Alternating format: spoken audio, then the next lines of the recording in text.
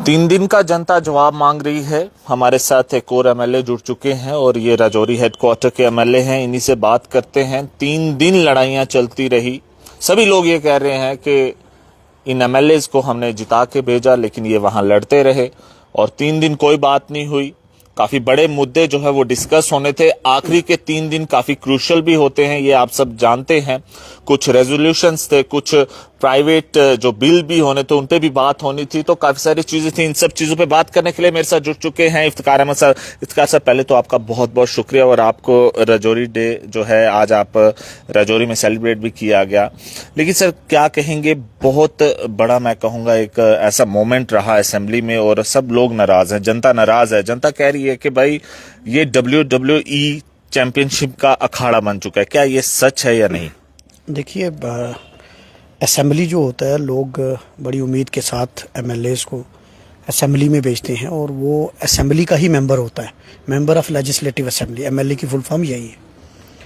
और budget session जो है वो एक बड़ा इम्पोर्टेंट सेशन होता है असेंबली का, जिसमें बजट पे डिस्कशन होती है। और 25 तक वो सेशन चला और ईद की वजह से, अलविदा जुमा और बीच में छुट्टियां थी, उसकी वजह से बीच में 10 दिन का छुट्टियां थी और उसके बाद 7, 8, 9 को फिर दोबारा सेशन स्टार्ट हुआ। इस दौरान एक डेवलपमेंट हुई कि वक्फ अमेंडमेंट बिल सरकार ने लाया और वक्फ अमेंडमेंट बिल एक काला कानून जो केंद्र सरकार ने बिना किसी कम्युनिटीज़ को पूछे हुए एक रिलीजियस इंटरफेरेंस के तहत वो बिल लाया। और उस बिल के तहत जब असेंबली में पहला दिन सेशन लगा, अब क्योंकि लोगों ने एमएलएज को चुनकर असेंबली में भेजा है, तो लोगों के जज्बात भी असेंबली में एमएलएज ने रखने हैं। तो जो एमएलएज ने एक अर्जेंटमेंट मोशन मूव किया, जो कि एमएलएज के पास एक प्रावधान होता है कि उन्होंने कहा कि हम, जैसे कर्नाटक की असेंबली ने रेजोल्यूशन पास किया कि भाई इस बिल की हम निंदा करते हैं। उसके बाद तमिलनाडु की असेंबली ने इस बिल का विरोध किया, वहाँ रेजोल्यूशन मूव हुआ। लेकिन जब एमएलएज ने असेंबली में 7 तारीख को रेजोल्यूशन मूव किया तो स्पीकर साहब ने उसको टर्न डाउन कर दिया, उसकी परमिशन नहीं दी। और जब परमिशन नहीं दी तो एमएलएज ने इसका विरोध किया। मैं समझता हूँ कि लोगों के जज्बात की कदर होनी चाहिए। लोगों, बिजनेस रूल्स, बिजनेस के बारे में डिस्कशन थी, रेजोल्यूशंस की डिस्कशन थी, प्राइवेट मेंबर्स बिल के ऊपर डिस्कशंस थी, क्वेश्चंस थे, मेरे खुद के क्वेश्चंस थे दोनों दिन, 7 को भी थे, 8 को भी थे। मैंने कॉलिंग अटेंशन नोटिस दिया हुआ था BGSBU को ये लेकर, उसके थे, बिल्स थे कुछ, वो भी थे, इम्पॉर्टेंट बिल्स थे। लेकिन एक्चुअल में क्या है कि लोगों के जो जज्बात, एहसासात, उनकी एस्पिरेशंस, उनको भी डिस्कस करना हमारी जिम्मेदारी है। और बीइंग जम्मू कश्मीर की, जो जम्मू कश्मीर स्टेट, मैं यूटी कहूँगा, ये एक मुस्लिम मेजॉरिटी स्टेट है। इस बिल का सीधा इंटरफेरेंस किसी के मजहब के मामले में है। कांग्रेस पार्टी का मानना है और मेरा ज़ाती तौर पर एज एमएलए मानना है कि किसी भी मजहब का आदमी हो, किसी भी मजहबी मामलात में दूसरे किसी का इंटरफेरेंस नहीं होना चाहिए। जिस तरीके से जो माता वैष्णो देवी श्राइन बोर्ड है, अच्छी बात है, उसका जितना बोर्ड है उसमें हिंदू कम्युनिटी के लोग हैं, होने भी चाहिए, क्योंकि वो आस्था का मामला है, वो गवर्नेंस का मामला नहीं है। इसी तरीके से गुरुद्वारा प्रबंधक कमेटी के वहाँ कमेटी बनती है, उसमें सिख कम्युनिटी के लोग हैं, अच्छी बात है। इसी तरीके से वक्फ जो बोर्ड था, उसमें मुस्लिम कम्युनिटी के लोग रहते थे। सुधार की जहाँ तक ज़रूरत है वो तो हर जगह की ज़रूरत है। मिसमैनेजमेंट, कुछ ये चीज़ें होती रही, या जो कहते हैं कि भाई हमने इसलिए, तो ये एक मजहबी मामलात में इंटरफेरेंस थी, लोगों के जज्बात थे। लोगों बीजेपी कह रही है बहनें, जो मुस्लिम बहनें हैं उनको तो बड़ा फायदा होगा इसमें, क्योंकि उन्होंने उसमें बताया है पूरा कि मुस्लिम बहनों को उनके हकूक पूरे मिलेंगे।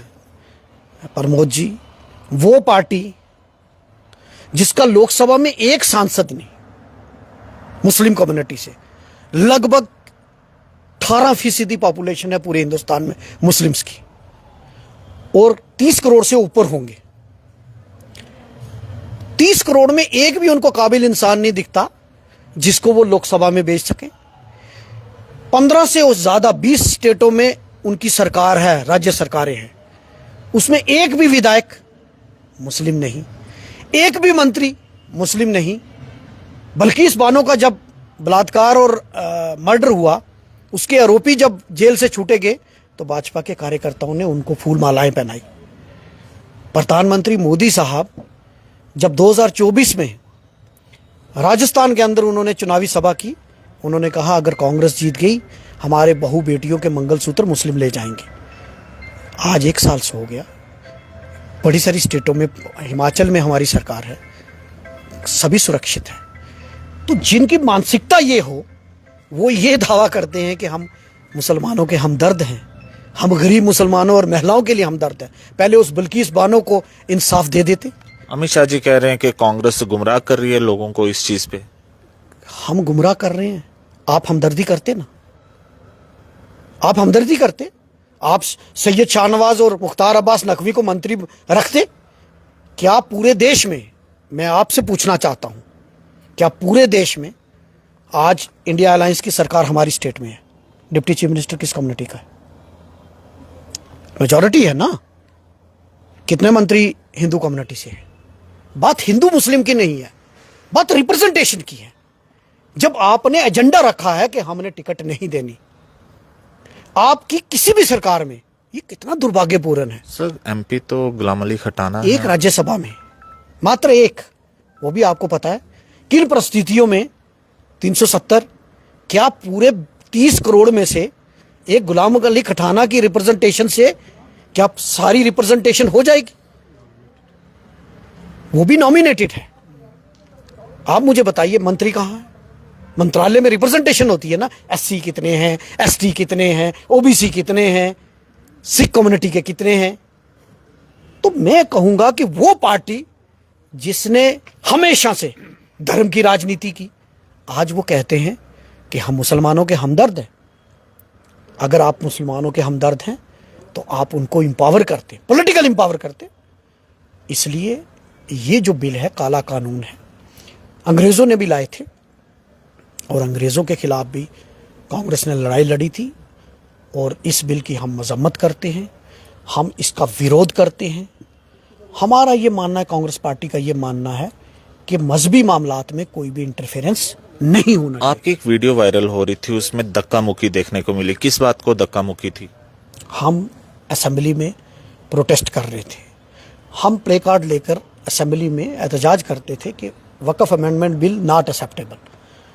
अब क्या है कि बीजेपी वाले को ये पता ही नहीं एमएलएस को कि अब वो असेंबली में हैं और एमएलएस का काम लड़ाई झगड़ा करना नहीं होता। अगर वहां कोई चीज हमने लाई है उसको छीनने का अधिकार स्पीकर साहब को है, वहां के जो ऑफिशियल्स है, वाच स्टाफ होता है, वो लेते। अब वो मेरे से, जब हम मेरे से वो प्ले कार्ड छीनना चाहते थे तो मैंने उसको छीनने नहीं दिया, तो उसमें वो मैं उनको पीछे कर रहा था। लेकिन मैं कहता हूं कोई भी बात करनी हो, हमारे पास असेंबली एक प्लेटफॉर्म है जहां हम लोगों के जज्बात की नुमाइंदगी कर सकते हैं। मुझे आप बताइए, अगर लोगों के जज्बात इसके खिलाफ है, मैं उसका एहतजाज कहां करूंगा? मैंने लोगों के मसलाइल जो हैं, आपने देखा, अगर 20 दिन असेंबली चली है, 19 दिन में बोला हूं, ऐसा कोई इश्यू नहीं। आपने भी उस पर खबर की थी, मैंने वो असेंबली में उठाए। मैं समझता हूं कि 3 दिन चलना बहुत जरूरी है, लेकिन आप मुझे बताइए लोगों के जज्बात की बात हम कहां करेंगे? अगर असेंबली में हम बिल्कुल खामोश रहते तो क्या हम ये तस्लीम कर रहे हैं कि इस वक्फ अमेंडमेंट बिल को हमने दिल से एक्सेप्ट कर लिया? एमएलए साहब, आपके साथ एक एमएलए बैठते हैं, महराज मलिक, बिल्कुल सिटिंग एमएलए आपके साथ। मैं एक चीज आपसे जरूर पूछना चाहूंगा, लोग जानना चाहते हैं इस चीज को। बीजेपी वाले कहते हैं कि एनसी जो है उसको आगे रखा हुआ है और वो बोलता है ऐसा क्या है, मतलब कि ये कुछ सच है या क्या है? वैसे मैं आपसे पूछ रहा हूँ क्योंकि आपके बिल्कुल साथ बैठते हैं। मैं किसी के बारे में, आप मुझसे मेरे कंडक्ट पूछिए। नहीं, ऐसे में वो आपके साथ बैठते हैं ना, मतलब कि बीजेपी का, मैं बीजेपी का क्वेश्चन पूछ रहा हूँ आपसे। आप मेरा क्वेश्चन मुझसे पूछिए, मुझे अच्छा लगेगा। आप आपने पूछा कि आप धक्का मुक्की क्या हो रही थी, तो मैंने खुल के आपको जवाब दिया। अब आप उसके मतलब आप पूछेंगे तो मैं खुद हर एक जवाब दूंगा। नहीं, वो आपके साथ बैठते हैं, ऐसा क्या, ऐसा है क्या एनसी की स्पोर्ट में वो आते हैं? अभी मेरी बात सुनिए आप, मैंने कहा मेरे कंडक्ट, मेरे लोगों के मसाइल के बारे में पूछिए, मैं आपको पूरा जवाब दूंगा। मेरा पार्टी का क्या स्टैंड है इस पे, उसके बारे में आप पूछिए, मैं जवाब दूंगा। और यहाँ के लोगों के क्या मसाइल हैं उसके बारे में पूछिए, मैं पूरे जवाब। नहीं, असेंबली का मैं पूछ रहा हूँ क्वेश्चन, ठीक है, ऐसा क्या है मतलब कि वैसे महराज साहब का, वैसे मैं ऐसे ही पूछ रहा हूँ, मतलब कि आप वैसे थोड़ा सा बताएं, क्योंकि इन दिनों में काफी सारी बातें चल रही हैं। बीजेपी वाले कह रहे हैं नहीं जी उनको पढ़ाया जाता है, आप साथ बैठते हो, क्या आपने कभी महराज मलिक को पढ़ाया है? मैंने, मेरी बात सुनो, क्योंकि आप कांग्रेस में। इसमें मैं कोई टिप्पणी नहीं करना चाहता। मैं किसी तीसरे मेंबर की टिप्पणी क्यों करूंगा? I am also member of legislative assembly. I am there to represent my people, और अपनी पार्टी का पॉइंट ऑफ व्यू और अपने लोगों का पॉइंट ऑफ व्यू रखूंगा मैं। आप उसके बारे में पूछिए तो मैं जरूर जवाब दूंगा। तो सर क्या अब नेक्स्ट क्या रणनीति है, क्योंकि अब तो चलो ये सेशन खत्म हो चुका है, अब आपको लोगों के बीच में रहना है, क्या करने जा रहे हैं आने वाले समय में? क्योंकि सर काफी बातें भी हो चुकी हैं असेंबली में, आपने काफी मुद्दे भी रखे हैं, अब काम करने का टाइम आ गया। पहले 4-5 महीने आपने जो है बातें लोगों तक रखी, लेकिन अब काम का समय आ गया है। ये जितने भी आपने वहां पे बिल्स की बात की है, कब तक इन पे काम स्टार्ट होगा? देखिए, जो हमने बजट रखा गया सरकार का, उस पे काम स्टार्ट हुआ, और जो सरकार ने वादे किए थे उस पे काम शुरू हुआ। अब अप्रैल में बजट हो गया अप्रूव्ड, अब प्लान बनेंगे और डिफरेंट डिपार्टमेंट के प्लान बनेंगे, उस पे हम प्लान भी बनाएंगे। और हम फाइनेंशियल ईयर अभी स्टार्ट हुआ है अप्रैल में, तो लोगों के काम भी होंगे। और कोशिश, आपने देखा कि मेरी तो कोशिश हमेशा रहती है कि लोगों के साथ मिलकर डिपार्टमेंट्स की मीटिंग, कल भी हमारी यहाँ सेंट्रल स्पॉन्सर्ड स्कीम की दिशा की मीटिंग है। ऑनरेबल मेंबर ऑफ पार्लियामेंट मियां अल्ताफ साहब यहाँ आ रहे हैं और वो मीटिंग लेंगे। वो हम मीटिंग होगी, उसके बाद हम तो लोगों में ही रहते हैं। जल जीवन के बारे में कुछ सोचा? क्योंकि सुनिए ना, आपको मेंबर बनाया है, बहुत बड़ी जिम्मेवारी दे दी है, क्योंकि स्टेट लेवल में असेंबली के स्पीकर साहब ने कॉन्स्टिट्यूट की है टीम, मैं कहूँगा सबसे बड़ी टीम कॉन्स्टिट्यूट, क्योंकि इसमें चीफ सेक्रेटरी का भी कोई लेना देना नहीं होता, किसी का कोई लेना देना नहीं होता। मैं समझता हूँ कि जो स्पीकर साहब ने अनाउंस कर दिया बहुत बड़ी बात है। क्या रणनीति रहेगी? गरीब लोग हैं, बेचारे पानी के लिए तरसते हैं। मुझे ऐसा लगता है कि आपके पास 100 में से 80 बंदा आता है, जनाब मेरे घर पानी नहीं आता, क्या ये सच है? देखिए, मैंने जब पीएचई डिपार्टमेंट, जल शक्ति डिपार्टमेंट की रिव्यू मीटिंग ली थी, मैंने 5 घंटे वो मीटिंग ली थी, प्रमोद जी, 5 घंटे। और मैंने उनसे पूछा था कि आप मुझे बताओ कहाँ जल जीवन मिशन। हाउस के अंदर भी हमने क्वेश्चन रेज किए, चाहे अपोजिशन के एमएलए थे, चाहे रूलिंग पार्टी के एमएलए थे, चाहे नेशनल कॉन्फ्रेंस के थे, चाहे पीडीपी के थे, चाहे बीजेपी के भी। सब एमएलए का मानना था कि जल जीवन मिशन जो बनाया गया है वो बंद कमरों में बैठ के बनाया, जरूरत है नहीं, जहां जरूरत थी वहां बनाया नहीं, और ग्राउंड पे उसको कहीं वो नहीं दिख रहे। और फिर हाउस में ये यूनानिमसली डिसाइड किया गया कि हाउस कमेटी ये इंक्वायरी करेगी कि जल जीवन मिशन, क्योंकि ये वो स्कीम है जिसमें हर घर जल हर घर नल। अब इसमें अगर ये स्कीम हो जाती है तो 2050 तक, 47 तक हमें कोई पैसा नया नहीं मिलेगा। लेकिन ग्राउंड पे तो लोगों को पानी मिल नहीं रहा, पानी की हाहाकार है। इतना परेशान था मैं, और हमेशा जब मैं एरियाज में जाता हूं तो जल जीवन मिशन के लोगों की कंप्लेंट रहती है। आज भी वो कहते हैं हमारा 80% कंप्लीट हो गया। 80% अगर कंप्लीट है तो लोगों को पानी क्यों नहीं मिल रहा? तो इसमें कमेटी में इसमें मेंबर हूं मैं, इस इन्वेस्टिगेशन कमेटी का, और इसकी हम इन्वेस्टिगेशन करेंगे और इसका पता करेंगे कि क्या एक्चुअल में क्या हुआ। जो स्कीम बनी, क्या एसी कमरों में बैठ के बनाएगी? और जो स्कीम बनी है वो अप्रूव्ड हुई, फिर वो ग्राउंड पे क्यों नहीं इम्प्लीमेंट, ग्राउंड पे उसका फायदा लोगों को क्यों नहीं मिल रहा? तो आप जो 11 मेंबर्स की कमेटी है उसमें स्पीकर साहब ने मुझे भी मौका दिया, मैं उनका शुक्रगुजार हूँ। अब मैं अपनी पार्टी का भी शुक्रगुजार हूँ, अपने तारक हमीद करा साहब हमारे अध्यक्ष, तो जिम्मेदारी दी है। और हम तो लोगों की बात करते हैं, और पीर पंजाल रीजन क्या पूरी स्टेट में जहाँ जहाँ इसमें कोई बंगलिंग हुई है, कोई इसमें करप्शन है, कोई इसमें कहीं काम उसकी क्वालिटी के साथ कंप्रोमाइज किया गया है, कहीं डीपीआर गलत बनी है, वो सारी उसकी इन्वेस्टिगेशन होगी और रिपोर्ट सबमिट करेंगे। इफ्तिखार साहब, आपसे हम इसलिए क्वेश्चन पूछते हैं क्योंकि आप पूरे जम्मू में एक अकेले विधायक हैं कांग्रेस के, जिम्मेवारी बहुत बड़ी है आपके ऊपर। ये जो आपके ऊपर जिम्मेवारी दी गई है, इसको तो मैं कहूंगा कि अच्छे तरीके से आप लोग निभाना, ताकि लोगों को पानी मिले, क्योंकि पानी, बिजली, एक और रोड, ये एक ऐसी चीजें हैं जो हर एक की नीड है। लेकिन होप करते हैं कि आप इस बारे में अच्छे तरीके से सोचेंगे। देखिए, मेरा अगर मैंने, आप असेंबली में देखेंगे तो क्या मैंने पानी का मसला नहीं उठाया? क्या मैंने बिजली की बात नहीं की? क्या मैंने रोड कनेक्टिविटी की बात नहीं की? क्या मैंने हेल्थ के मुद्दे नहीं उठाए? मैं जीएमसी की बात करूं, आज आप जाके पता कर लीजिए, मैंने जिस दिन रिव्यू मीटिंग ली थी तो जीआरएस की बात की थी, क्योंकि जो मेरे इख्तियार में है एज एमएलए, क्योंकि अगर डॉक्टर्स की बात है तो वो पीएससी को रेफर होंगे, वो एक प्रोसेस है, वो इमीडिएट नहीं हो सकता। एनएचएम में भी अगर रिक्रूटमेंट करनी है तो उसका भी एक प्रोसेस है। लेकिन जेआर जो था वो लिस्ट आ गई है, और लिस्ट आई है और डिपार्टमेंट वाइज आई है।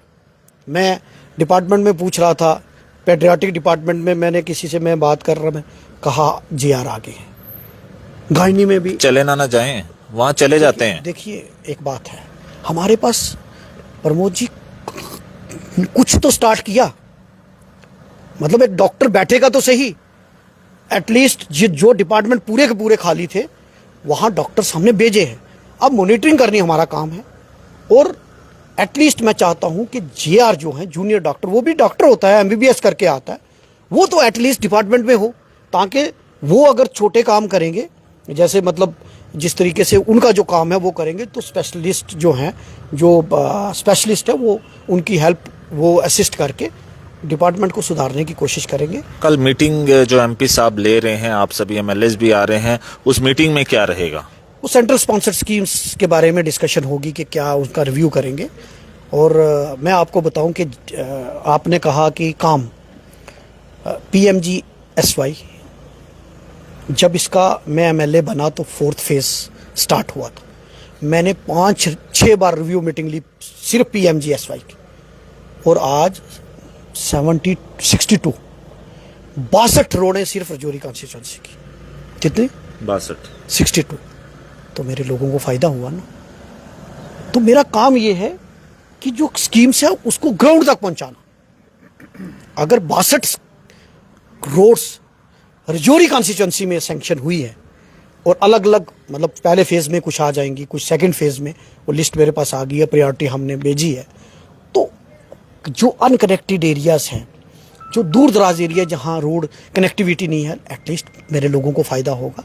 और लोगों ने मुझे वोट दिया, मैं अपनी पूरी कोशिश करूंगा, दिन रात मेहनत करके, जितने मेरे इख्तियार में है, जितने मेरे हाथ में है, उसको मैं इस्तेमाल करूंगा और लोगों के लिए काम करूंगा, क्योंकि लोगों ने मुझे मैंडेट दिया। बहुत बहुत शुक्रिया। ये थे हमारे साथ एमएलए रजौरी, और इनका साफ तौर पे ये कहना है कि जिस टीम में मुझे रखा गया है, हम उस टीम, जो पूरी टीम है, वो मिलकर जो है काम करेगी, और जेजेएम जो स्कीम आई थी उसके ऊपर पूरा वर्क होगा। हर एक के घर पानी पहुंचाने की कोशिश की जाएगी। और कल एक बहुत ही अहम मीटिंग जो है वो डाक बंगला में रखी गई है। वो मेंबर ऑफ पार्लियामेंट मियां अल्ताफ साहब, उन्होंने जो है एक सेंट्रल स्कीम्स के लिए एक मीटिंग रखी है। अब हम यही उम्मीद रखते हैं कि आने वाले समय में जितनी भी स्कीम्स अब आ रही हैं, तो इन एरियाज को भी जो है वो प्रोवाइड हो, और ये लोग उन स्कीम्स का जो है वो फायदा उठा पाएं।